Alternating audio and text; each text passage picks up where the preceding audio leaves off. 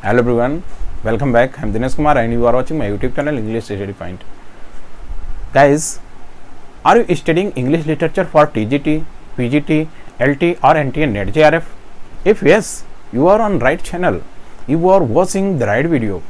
In this video, you will find 25 very important questions, and these questions are taken from the Puritan age. Out of them, some questions are taken from the previous year question papers. So this video is very important and very helpful to you. If you are new to my channel, subscribe the channel and press the bell icon and select all the notification on. क्योंकि मैं नई videos आपके लिए लाता रहता हूं, तो बिल्कुल चैनल को सब्सक्राइब कर लीजिए। और साथ ही साथ यदि आप चैनल को ज्वाइन करना चाहते हैं तो आप ज्वाइन बटन पर क्लिक करके, जो कि सब्सक्राइब बटन के बगल में मिल जाएगा, क्लिक करके आप मेंबरशिप प्लान को देख सकते हैं। वहीं पर आपको चैनल के मेंबरशिप के क्या फ़ायदे हैं उसका वीडियो इंट्रो वीडियो के रूप में मिल जाएगा। आप उस पर क्लिक करके आप वीडियो को देख सकते हैं और चैनल की मेंबरशिप के फ़ायदे जान सकते हैं। तो चलिए बिना किसी देरी के शुरू करते हैं हमने लेसन को और देखते हैं कौन कौन से 25 क्वेश्चंस मैं आपके लिए लाया हूँ। Let's start.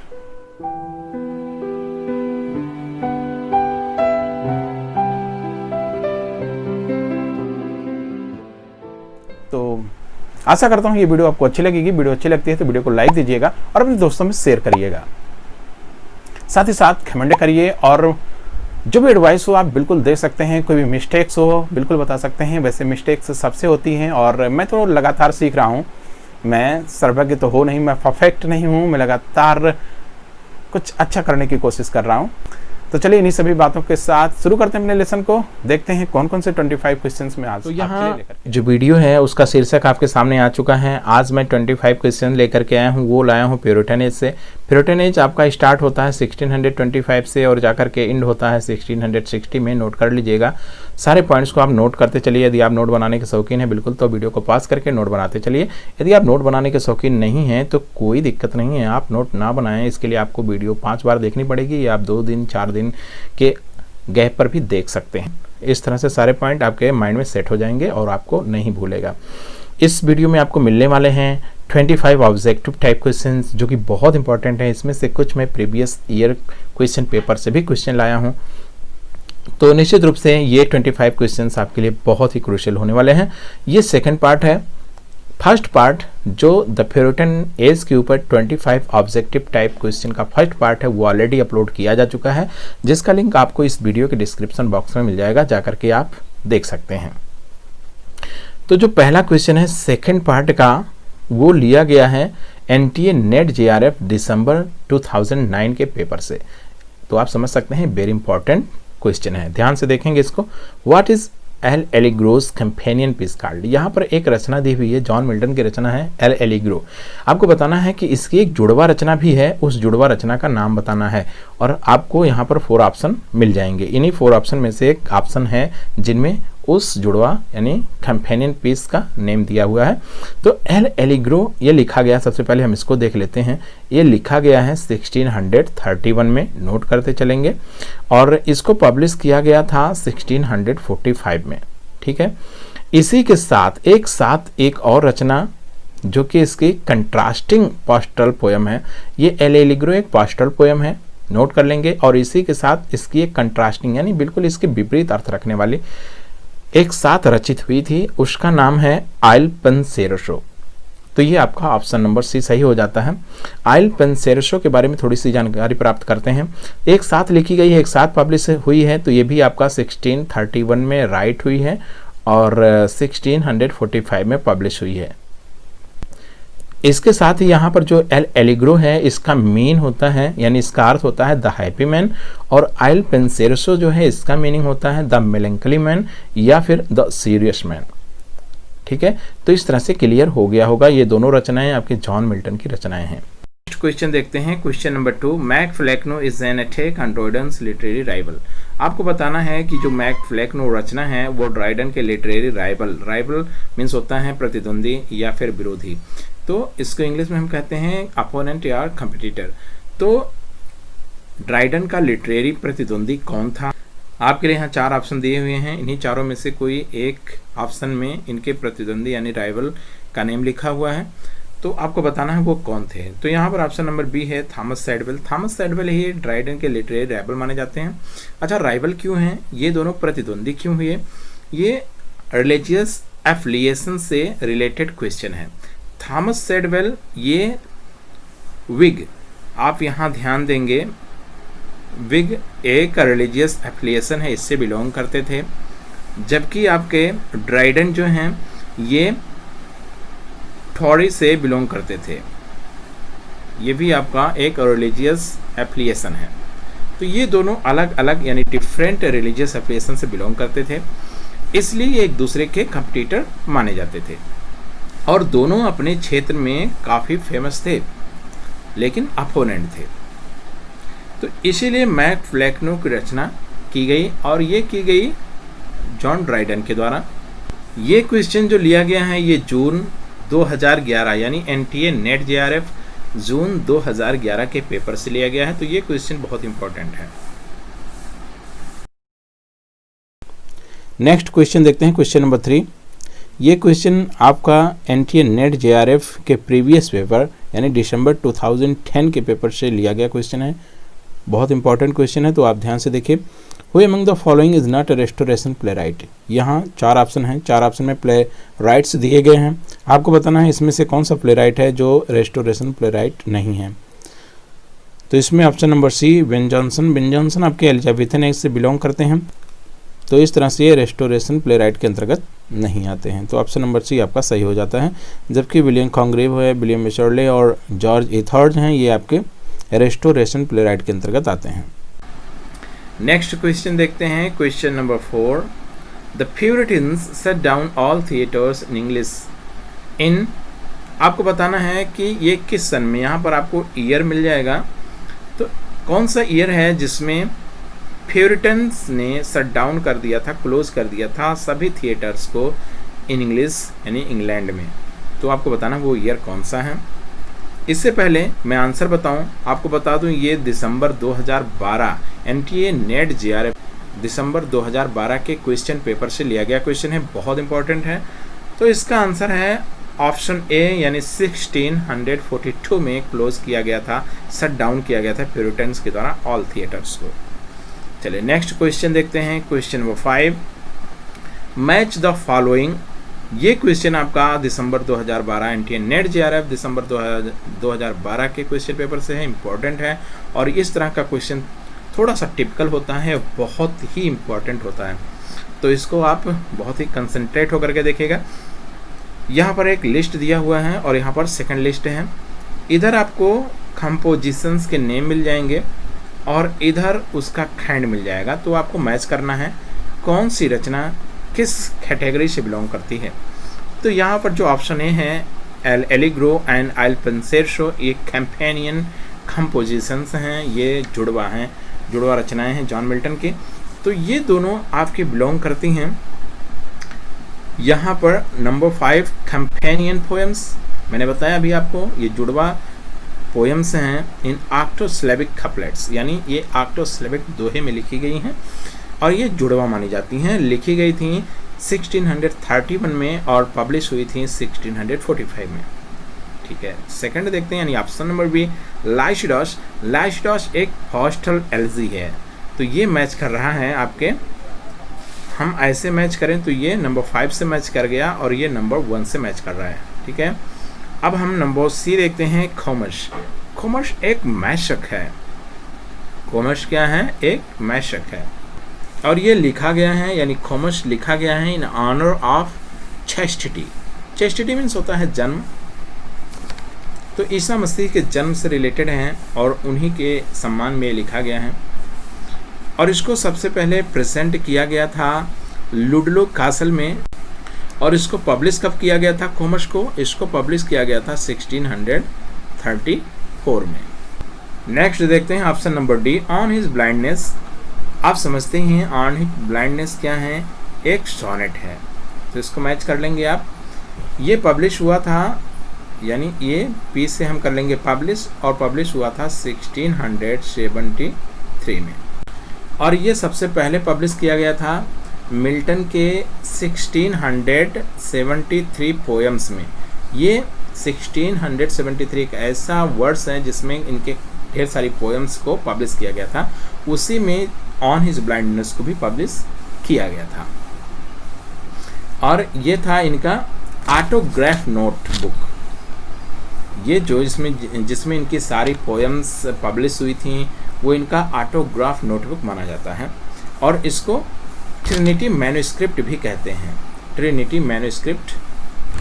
और ये sonnet number on his blindness को, उसमें जितनी भी पोएम्स 1673 में पब्लिश हुई थी उसमें इसको सोनेट नंबर 19 माना जाता है।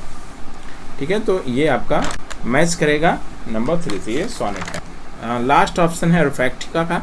ये पब्लिश हुआ नवंबर, ध्यान देंगे, ये पब्लिश हुआ था नवंबर 23 और ईयर था 1644 का, यानी 23 नवंबर 1644 को पब्लिश हुआ। और इसका जो ओरिजिनल टाइटल है वो आपके सामने स्क्रीन पर है, Areopagitica, a speech of mister John Milton for the literary of unlicensed printing to the Parliament of England. और ये एरोफैक्टिका लिखा क्यों गया? ये डिफेंड करने के लिए लिखा गया था। जॉन मिल्टन ने डिफेंड किया था क्या? A right to freedom of speech and expression. तो इसी के लिए जॉन मिल्टन ने इसकी रचना की थी। इसके बारे में सब आप जान चुके हैं, तो इसको किससे मैच करेंगे? अब जो भी बचा होगा निश्चित रूप से हम उसी से मैच करेंगे। तो इनका ये प्रोज ट्रैक्ट है, हम इससे इसको मैच कर देंगे एरोफैक्टिका को। ठीक है, तो इस तरह से हम देख रहे हैं कि एल एलिग्रो और आइल परसेसो ये नंबर 5 से मैच हुआ, और लाइसिडास आपका मैच हुआ पास्टल एलजी से नंबर 1 से, ये नंबर 1 हो गया। और कोमस आपका मैच हुआ नंबर 2 से, और ऑन हिज ब्लाइंडनेस आपका मैच हुआ नंबर 3 से, और एरोफैक्टिका मैच हुआ नंबर 4 से। तो ये यानी 512 34 इस तरह से कर सकते हैं। तो ये आपका जो है कोड दिया हुआ है, कोड में हम देखेंगे 512 34 किस में मिल रहा है। तो ये आपका है नंबर बी, इस तरह से हमारा ऑप्शन नंबर बी सही हो जाता है। नंबर 6 देखते हैं, question number 6, consider the following statement the main characteristics of Lycidas are. यहाँ आपको ध्यान देना है कि जो स्टेटमेंट दिए गए हैं ये रिलेटेड हैं आपके लाइसिडास से। मिल्टन की रचना है और ये लाइसिडास लिखी गई 1637 में और पब्लिश हुई 1638 में। और ये डेडिकेटेड रचना है किंग एडवर्ड को। ठीक है, इनके फ्रेंड थे, एज कॉलेज टाइम फ्रेंड थे, तो उनको डेडिकेटेड पोएम है लाइसिडास। उसके बारे में यहाँ जो स्टेटमेंट दिए हुए हैं देखते हैं कौन कौन से सही हैं। तो इट इज़ अ बैलेड, तो ये गलत है, ये बैलेड नहीं है, ये पास्टल एलजी है, तो ये आपका गलत हो ही चुका है। It is written by John Milton, yes correct, ये आपका सही हो गया। और number C, the poem appeared in 1638, yes ये पब्लिश हुआ था 1638 में, तो ये दोनों आपके सही जा रहे हैं। और चौथा है, the poem can be divided into 8 sections, no 8 section नहीं 6 सेक्शंस में इसको डिवाइड किया जाता है, तो ये आपका गलत हो गया। इस तरह से आपके बी और सी आपके सही हैं। तो चलिए देखते हैं यहाँ पर आपका बी और सी, तो इसका मतलब तीसरा और दूसरा होगा। तो इस तरह से आपका ऑप्शन नंबर सी सही हो जाता है। नेक्स्ट क्वेश्चन देखते हैं, question number 7, when was the Parliament of England reinstated. आपको बताना है उस ईयर का नाम जिसमें इंग्लैंड का पार्लियामेंट फिर से रीइंस्टेट हुआ था। तो ये आपको बता दें, ये रीइंस्टेट का मतलब होता है फिर से बहाल करना, फिर से लागू करना। तो ये जो पार्लियामेंट था इंग्लैंड का, ये फिर से लागू किया गया, ये लागू किया गया था 1658 में। चलिए नेक्स्ट क्वेश्चन है, question number 8, which of this statement about metaphysical poetry is true. आपको बताना है कि यहाँ ऑप्शन में कुछ स्टेटमेंट दिए हुए हैं जो कि रिलेटेड है मेटाफिजिकल पोएट्री से। आपको बताना है इसमें से कौन सा ऐसा स्टेटमेंट है जो ट्रू है।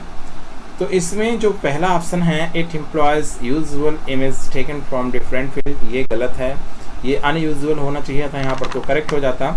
इसी तरह से आपका बी जो है, it has a lyrical quality to it, तो ये भी इससे बिलोंग नहीं करता है।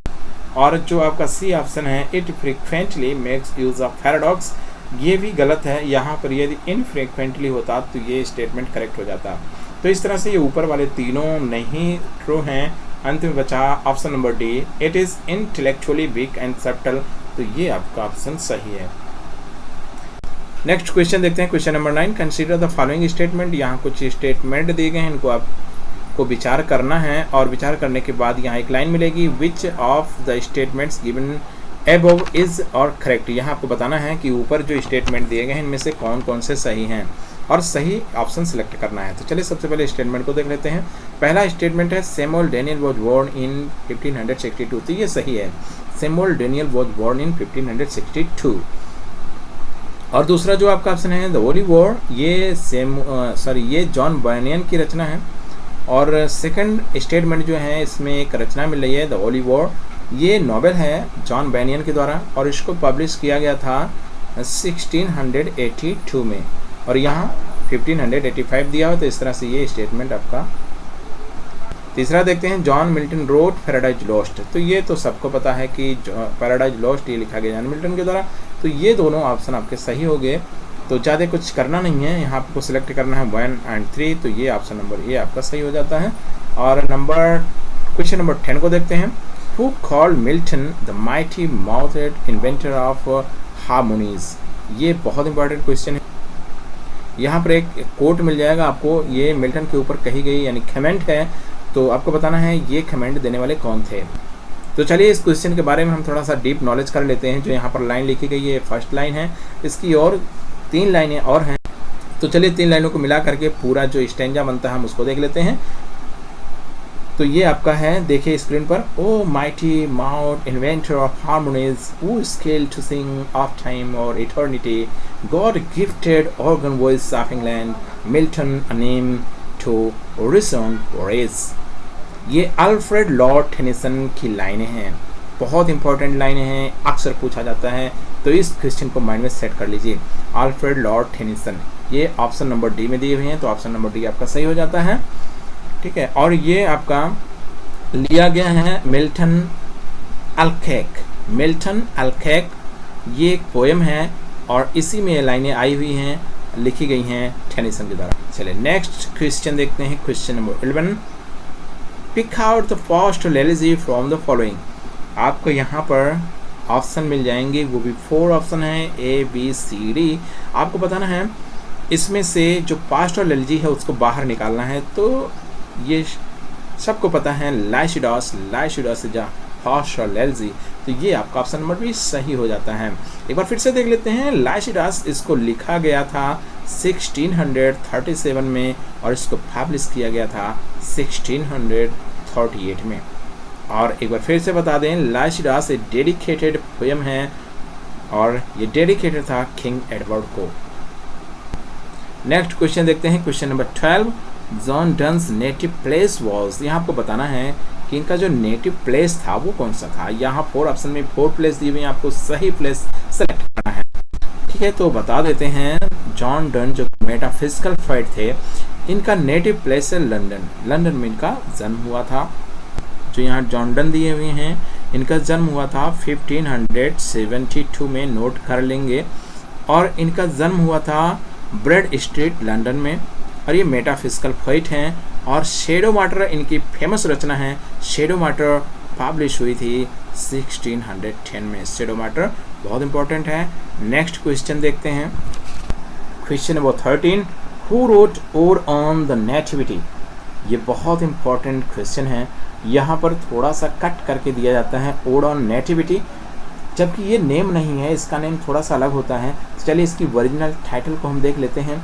ये टाइटल है on the morning of Christ nativity, ये इसकी टाइटल है। फिर भी आप थोड़ा सा गेस तो कर ही ले जाते हैं, ओड ऑन द नेटिविटी इस तरह का ये क्वेश्चन आता है तो आप बिल्कुल समझेंगे किससे, on the morning of Christ nativity. इसको लिखा गया 1629 में, नोट कर लेंगे। और इसको पब्लिश किया गया था 1645 में। ठीक है, तो इस तरह से ये क्वेश्चन बहुत इंपॉर्टेंट है। और ओड ऑन द नेटिविटी, जिसको हम on the morning of Christ nativity कहते हैं, रचना है जॉन मिल्टन की। चलिए नेक्स्ट क्वेश्चन देखते हैं, क्वेश्चन नंबर 14, ये भी बहुत इंपॉर्टेंट है, खास करके एनटीए नेट जेआरएफ के लिए तो ये बहुत इंपॉर्टेंट है। असर्शन और रीजन वाले जितने भी क्वेश्चंस आते हैं इंपॉर्टेंट होते हैं, आपको कंसंट्रेट होने की ज़रूरत है। चलिए देख लेते हैं असर्शन क्या लिखा गया है। Adam disregarded God's order by eating the forbidden fruit. यहाँ आपको पता ही होगा पैराडाइज लॉस्ट की ये कहानी है, और डिसरिगार्डेड का मीन होता है यानी अर्थ होता है निगलेक्ट कर देना, अवहेलना कर देना, यानी डिसओबे करना। तो एडम जो था उसने अवज्ञा कर दिया ईश्वर के आर्डर का। वहाँ पर एक वृक्ष था जिसको हम ट्री ऑफ नॉलेज कहते हैं, उसमें जो फल लगता था वो मना था आम लोगों को खाने के लिए। तो ये जो एडम और ईव थे ये नहीं खा सकते थे, लेकिन एडम ने क्या किया, उनके ऑर्डर की अवहेलना कर दी। और रीजन इसका क्या दिया गया, एडम वाज एक्सट्रीमली एंसियस। एंसियस मीन्स होता है व्याकुल होना, बेचैन होना, उतावला होना।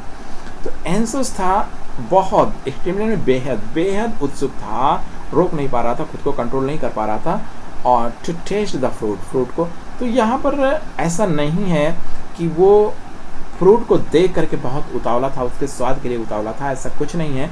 इसकी जो वाइफ थी ईव, जो इसकी लवर थी ईव, वो खा चुकी थी। साटन के बहकावे में आकर के उसने फल खा लिया और ईव ने अपराध कर दिया था, और उसके लिए बहुत बड़ी सजा मिलनी थी ईव को। अब एडम जो है बाद में इसको पता चलता है, जब ईव बताती है इसको कि उसने ऐसा कर लिया है, एडम कहता है कि वो फल खाना मना था हम सबके लिए, फिर क्यों खा लिया, अब तुम्हें सजा मिलेगी, हम दोनों अलग हो जाएंगे। तो एडम भी चाहता है, नहीं, एडम चाहता है कि वो उसी के साथ रहे, इसलिए वो भी फल खाना चाहता है। और ईव उसको बताती क्यों है, ईव को जब पता चला कि उसको सजा मिलेगी, वो सेपरेट हो जाएंगे, तो वो भी नहीं चाहती थी कि जो एडम है वो किसी और को वाइफ बनाए, किसी और लेडी के साथ रहे। तो वो भी चाहती है कि एडम भी उसके साथ आ जाए। तो एडम क्या करता है, तब जा कर के उस फ्रूट को खाता है। तो यहाँ पर जो रीज़न दिया गया है वो बिल्कुल गलत है। तो यहाँ पर देखते हैं both A and R are true and R is the correct explanation of A. नहीं, यहाँ पर जो ऑप्शन नंबर बी है वो सही माना जाएगा, both A and R true but R is not correct explanation of A. लेकिन ये करेक्ट एक्सप्लेनेशन आपका नहीं है। नेक्स्ट क्वेश्चन देखते हैं, question number 15। How many sonnets did Milton right in all. यहाँ आपको बताना है, ये क्वेश्चन है और ये क्वेश्चन पूछ रहा है कि मिल्टन ने टोटल कितने सोनेट्स की रचना की थी। How many sonnets have been composed by Milton in total. तो the correct option is B 24, यानी 24 सोनेट्स टोटल कंपोज किए गए जॉन मिल्टन के द्वारा। यही आपको रिलेटेड क्वेश्चन है, शेक्सपियर के लिए भी पूछा जाता है। तो शेक्सपियर के सोनेट्स की संख्या है 154। चलिए नेक्स्ट क्वेश्चन देखते हैं, क्वेश्चन नंबर 16। एसर्शन ये ओरिजिन आर, ये भी थोड़ा सा टिपिकल होता है लेकिन बहुत इंपॉर्टेंट होता है, ध्यान देंगे। Milton says that he is invoking the muse. Milton कहते हैं कि वो जो म्यूज हैं, muse of music, the muse of voice, उसको इन्वोइस कर रहे हैं। और रीजन इसका दिया गया to remove the darkness of ignorance, यानी अज्ञानता के अंधकार को दूर करने के लिए वो वंदना कर रहे हैं देवी का। तो ये बिल्कुल सही है, तो इसका ऑप्शन नंबर ए सही हो जाएगा। Both A and R are true and R is the correct explanation of A. तो ये इसका ऑप्शन नंबर ए सही हो जाएगा। चलिए नेक्स्ट क्वेश्चन देखते हैं, question number 17। Paradise lost comprises. यहाँ आपको बताना है कि पैराडाइज लॉस्ट जो रचना है, पैराडाइज लॉस्ट के बारे में थोड़ी सी जानकारी आपको दे देते हैं। पैराडाइज लॉस्ट जो कि एक ब्लैंक वर्ड्स में लिखी गई एपिक है, फेमस एपिक है जॉन मिल्टन की। इसके 2 वर्जन्स आए थे। फर्स्ट वर्जन जो आया था ये 1667 में आया था, और जो इसका सेकेंड वर्जन था वो आया था 1674 में। तो इस तरह से आप ध्यान देंगे, जो इनका फर्स्ट वर्जन था, यानी फर्स्ट वर्जन, इसमें 10 बुक्स थे, आप ध्यान देंगे। और जो इनका सेकेंड वर्जन था इसमें 12 बुक्स थे। ठीक है, तो आपको बताना है पैराडाइज लॉस्ट कंपैरिजन इसमें कितने बुक हैं। तो आप यहाँ पर बताएंगे सेकेंड वाले को, तो यहाँ 12 बुक्स है, तो 12 बुक्स सेलेक्ट करेंगे।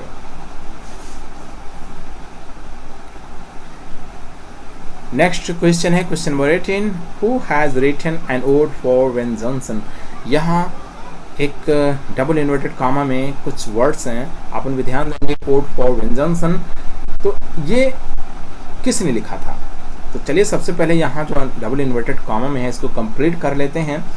ये सिर्फ इतना ही नहीं है, ओड फॉर वेंजनसन, इसका पूरा जो टाइटल है वो इस तरह से है, an ode for Ben Jonson, an ode for Ben Jonson. अब जाकर के कंप्लीट हुआ और ये रॉबर्ट हैरिक की रचना है। आप ध्यान देंगे, रॉबर्ट हैरिक जो ऑप्शन नंबर सी पर दिए हुए हैं, तो ऑप्शन नंबर सी करेक्ट हो जाता है। और रॉबर्ट हैरिक जो हैं ये कैवेलियर पोइट माने जाते हैं। ध्यान देंगे आप, कैवेलियर पोइट हैं ये। तो इन्होंने ही ओड फॉर वेंजनसन की रचना की थी। और नेक्स्ट क्वेश्चन देखते हैं, question number 19। A famous lyric opens with the following lines. एक फेमस लिरिक है जिसकी शुरुआत होती है इन लाइनों से। लाइन है, drink to me only with thine eyes, who is the writer of this song. आपको बताना है कि ये जो लाइन है, जो लिरिक इस लाइन से शुरू होती है, उसके रचनाकार कौन हैं, who is the writer of this song, ये आपको बताना है। ऑप्शन आपको मिल जाएंगे, यहाँ पर 4 ऑप्शन हैं, तो इनमें से कौन है। तो आपको बता दें, drink to me only with thine eyes, ये इसकी टाइटल है द सॉन्ग टू शेलिया, यानी सॉन्ग टू शेलिया। उसके बाद ब्रैकेट में आपको मिल जाएगा यही title, drink to me only with thine eyes. तो ये बेन जॉनसन की रचना है। ध्यान देंगे, ये बेन जॉनसन की रचना है, जो ऑप्शन नंबर आपके सी पे मिल जाएंगे। तो ऑप्शन नंबर सी सही हो जाता है, बेन जॉनसन की रचना है। और ये पब्लिश हुआ था 1616 में।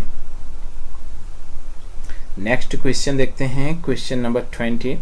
एसर्शन और रीजन का है। तो यहाँ पर मैं 2-3 क्वेश्चंस लेकर के आया हूँ, काफ़ी इंपॉर्टेंट होते हैं खास करके इनके नेट जेआरएफ के लिए, तो इसीलिए मैं लेकर के आया हूँ। थोड़ा सा देखेंगे कैवेलियर पोइट्स। और ये जो क्वेश्चन है ये मैं रिपीट कर रहा हूँ, इसके पहले इस क्वेश्चन को मैं फर्स्ट पार्ट वाली वीडियो में भी इंक्लूड किया था, इसमें भी इंक्लूड किया हूँ, इससे आपको अच्छे तरीके से तैयार हो जाएगा। Cavalier poets were a group of English gentleman fights who gathered at the court of Charles first. आपको बता दें, चार्ल्स फर्स्ट जो किंग था, इसके सपोर्ट करने वाले जितने भी लोग थे वो कैवेलियर माने जाते थे। तो ऐसे पोइट्स जो इसकी कोर्ट में रहते थे, इसके लिए लिखते थे, इसके सपोर्ट में रहते थे, उनको कैवेलियर पोइट कहा गया। और इसका रीजन क्या दिया गया, because of their loyalty and support for Charles first, क्योंकि वो उनकी वफादारी और उनका सपोर्ट चार्ल्स फर्स्ट के लिए था। These poets are called Cavalier, इसीलिए इनको कैवेलियर कहा गया। तो दोनों आपके ऑप्शन, यानी रीजन भी सही है और आपका तो इस तरह से आपका एसर्शन भी सही है और रीजन भी सही है। तो इसमें देखते हैं ऑप्शन नंबर डी में दिया हुआ है, both A and R are true and R is the correct explanation of A. तो ये आपका ऑप्शन नंबर डी सही हो जाता है। चलिए नेक्स्ट क्वेश्चन देखते हैं, question number 21। Which work of John Donne is considered as anti Catholic work. यहाँ आपको 4 ऑप्शन मिल जाएंगे, कुछ नीचे हैं, अभी आपको दिखा देते हैं। तो चलिए आपको बताना है कि कौन सी ऐसी रचना है जो एंटी कैथोलिक मानी जाती है। तो सबसे पहले हम थोड़ा सा जानकारी प्राप्त करेंगे जॉन डन के बारे में। जॉन डन मेटाफिजिकल पोएट माने जाते थे और ये रोमन कैथोलिक फैमिली से बिलोंग करते थे। John Donne Roman Catholic family से बिलोंग करते थे। बाद में ये अपने आप को कन्वर्ट कर लेते हैं एंग्लिकनिज्म में और एंटी कैथोलिक कुछ कंपोजिशंस करने लगे थे। तो आपको बताना है कि कौन कौन सी इनकी रचना है जो एंटी कैथोलिक मानी जाती है। तो इनकी 2 रचनाएं फेमस हैं जो एंटी कैथोलिक हैं। उसमें आपका पहला है सेडोमाटर और दूसरा है इग्नाटियस हिज कॉन्क्लेव। यहाँ पर जो इग्नाटस दिया है ये थोड़ा सा गलत है, मिसटाइप हुआ है, इसको देख लीजिए। इसका जो सही स्पेलिंग है वो स्क्रीन पर आ चुका है, देखिए इग्नाटियस है, तो इग्नाटियस हिज कॉन्क्लेव ये भी आपका एंटी कैथोलिक माना जाता है। तो ये भी आपकी एंटी कैथोलिक रचना है। ये पब्लिश हुई थी 1611 में। और जो इनका दूसरी रचना है सेडोमाटर, यहाँ पर मिल जाएगा ऑप्शन नंबर बी में सेडोमाटर, ये पब्लिश हुई 1610 में। तो ये क्वेश्चन जो आपको मिल रहा है इसमें 2 ऑप्शन यानी 2 ऑप्शन सही हैं। एक तो बी ऑप्शन आपका सही है, सेडोमाटर भी एंटी कैथोलिक रचना है, और जो ऑप्शन नंबर ए है वो भी एंटी कैथोलिक रचना है। तो ये कंफ्यूज करने वाला क्वेश्चन है, तो आप कंफ्यूज नहीं होंगे। चलिए नेक्स्ट क्वेश्चन देखते हैं, question number 22। What is Samson Agonistes written by John Milton. आपको बताना है कि सैमसन एगोनिस्ट क्या है जो मिल्टन के द्वारा रचित है। तो आपको बता दें कि सैमसन एगोनिस्ट एक प्ले है, इसको ट्रेजिक क्लोसेट ड्रामा भी कहा जाता है, और ये पब्लिश हुआ 1671 में विथ पैराडाइज रिगेंड, यानी पैराडाइज रिगेंड भी पब्लिश हुआ था 1671 में, इसी के साथ इसको भी पब्लिश किया गया था। और ये आपका प्ले या फिर ड्रामा कह लीजिए, दोनों हैं, ठीक है। तो इस तरह से आपका ऑप्शन नंबर भी सही हो जाता है, सैमसन एगोनिस्ट एक पोएटिक प्ले है। चलिए नेक्स्ट क्वेश्चन देखते हैं, question number 23। Who did John Marston, आपको यहाँ देखना है, जॉन मॉस्टन दिया हुआ है, collaborate with the writing the play Edward Ho. यहाँ पर एक रचना मिल जाएगी आपको, एडवर्ड हो, इसको पब्लिश किया गया था इन 1605 में। तो आपको बताना है ये किसके साथ कोलैबोरेट किए थे। आपको बताते हैं कि जो जॉन मॉस्टन थे ये 2 और पोइट्स के साथ कोलैबोरेट किए थे एडवर्ड हो को। कोलैबोरेट का मतलब होता है सहयोग से रचित करना। तो यहाँ पर 2 लोग कौन कौन से थे, चलिए मैं आपको बता देता हूँ। ये आपके ऑप्शन नंबर बी और सी में मिल जाएंगे, जॉर्ज चैपमैन और बेन जॉनसन, यानी बी और सी दोनों ऑप्शन सही है, दोनों मिलकर के कोलैबोरेट किए थे कंपोजिशन को कंप्लीट करने में। तो ये आपका ऑप्शन नंबर डी सही हो जाता है, जिसमें बी और सी दोनों लिखा हुआ है। तो ऑप्शन नंबर डी आपका करेक्ट है। चलिए नेक्स्ट क्वेश्चन देखते हैं, question number 24। What kind of elegy is Lycidas, आपको बताना है लाइसिडास किस प्रकार की रचना है। तो आपको पहले ही बता चुके हैं, लाइसिडास जिसको लिखा गया 1637 में, पब्लिश हुआ 1638 में, डेडिकेटेड था एडवर्ड किंग को। आपको बताना है ये क्या है। तो ये ऑलरेडी अगले क्वेश्चंस में क्लियर हो चुका है, ये आपका एक पास्टोरल एलिजी है। नेक्स्ट क्वेश्चन देखते हैं, क्वेश्चन नंबर 25। तो लास्ट क्वेश्चन है इस वीडियो का, ध्यान से देखते हैं इस लास्ट क्वेश्चन को। Samuel Butler's Hudibras is a satire on, Hudibras जो ये रचना है वो सैमुअल बटलर की रचना है, और ये सेटायर है, व्यंग है, किसके ऊपर है। तो आपको ऑप्शन सही ऑप्शन सेलेक्ट करना है। सबसे पहले जानकारी दे देते हैं हुडीब्रॉस के बारे में। हुडीब्रॉस एक मॉक हीरोइक नैरेटिव पोएम है जो रेस्टोरेशन एज से बिलोंग करती है। ये सैमुअल बटलर आपके रेस्टोरेशन एज के पोइट माने जाते हैं, और हुडीब्रॉस इनकी लॉन्ग नैरेटिव पोएम है जो मॉक हीरोइक टाइप की है। ये इसका जो फर्स्ट पार्ट है, हुडीब्रॉस का फर्स्ट पार्ट वो पब्लिश हुआ था 1663 में, और इसका जो सेकंड पार्ट है वो पब्लिश हुआ था 1664 में। नोट कर लेंगे। तो ये किसके ऊपर सेटायर है, तो ये सेटायर है प्यूरिटैनिज्म के ऊपर। ऑप्शन नंबर सी सही है, यानी जो आपका इनका हुडीब्रॉस है सैमुअल बटलर का, वो प्यूरिटैनिज्म के ऊपर एक व्यंग है। तो उम्मीद करता हूँ ये वीडियो आपको अच्छी लगी होगी। वीडियो अच्छी लगी हो तो वीडियो को लाइक कर दीजिए और शेयर करना ना भूलें, साथ ही साथ कमेंट भी करिए। तो इन्हीं सभी के साथ मिलते हैं नेक्स्ट वीडियो में नई जोश नई ऊर्जा के साथ। तब तक के लिए बाय बाय दोस्तों।